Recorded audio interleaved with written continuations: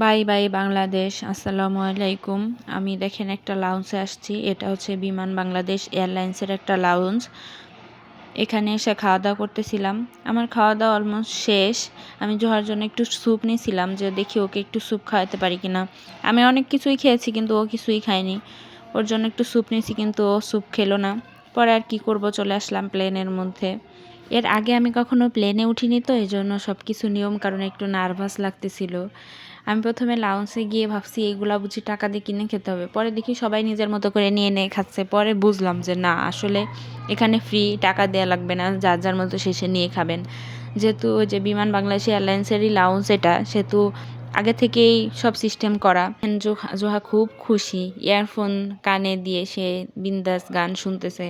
আমার কোনো কথাই শুনতেছে না, দুষ্টামি করেই যাচ্ছে করেই যাচ্ছে। যাই হোক, ওঠার 10 মিনিটের মধ্যেই আমাদের জুস দিল, বাদাম দিল, একটা অ্যাপল জুস আর এটা হচ্ছে অরেঞ্জ জুস। অরেঞ্জ জুসটা মোটামুটি খেতে ভালো, অ্যাপল জুসটা একদম ভালো না, এটা আমি খাইনি। এই যে দেখেন জোহা এগুলা নিয়ে হাতাহাতি করতেছে, দুষ্টামি করতেছে। প্লেনে টুকিটাকি খাবার দিয়ে আমাদের লাইট অফ করে দিছিল, এর জন্য আর আমি তখন ভিডিও করিনি। আর ওরা বলছে যে ফোন টোন আপনারা সব সাইডে রেখে দেন, ফোন অফ করে রাখেন, এর জন্য অফ করে রাখা হয়েছে। আর ভিডিও করতে পারিনি। আমি ওইখান থেকে নেমে আমার অনেকগুলো মাল, এগুলা আমি খুঁজে বের করছি জোহাকে নিয়ে। এগুলা আমার জন্য, মানে একটা মেয়ে মানুষ, 100 কেজির মতো মাল আমি নিয়ে আসছি। আমাদের টিকিটের মধ্যে এক একজনের টিকিটে 45 কেজি মাল নেওয়ার মতো লেখা ছিল, দুজনের 90 কেজি, মানে সব মিলে আমি 100 কেজি মাল প্রায় আনছি। হ্যান্ড লাগেজ বা মাল যেগুলো বুকিং দিছি এগুলা মিলে।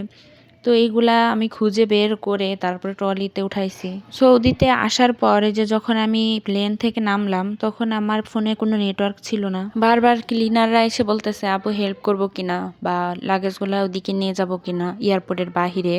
প্রথমে না করছিলাম, পরে উপায় না পেয়ে পরে বললাম আচ্ছা ভাইয়া, আমার কাছে একটা নাম্বার আছে, এই নাম্বার একটু ফোন দিয়ে দেখেন ওনারা আসছে কিনা। পরে উনি ফোন দিয়ে দিল, পরে ট্রলি সামনে আগায় নিয়ে গেল। উনাকে সৌদিয়ান টাকায় 30 টাকা দেওয়া হয়েছে, আর বাংলাদেশি টাকায় প্রায় 1000 টাকা। আমি ইমিগ্রেশন সব করে ফেলছি, উনি শুধু ওই ট্রলিগুলা উপরে উঠে বাহিরে নিয়ে আসছে, এটুকুই কাজ করছে। যাই হোক, তাও উনি নাম্বারে ফোন দিয়ে দিছে। যাই হোক, হেল্প করছে মোটামুটি। আলহামদুলিল্লাহ, এই যে আমরা চলে আসছি এয়ারপোর্টের বাইরে, আমরা এখন বাসায় যাচ্ছি।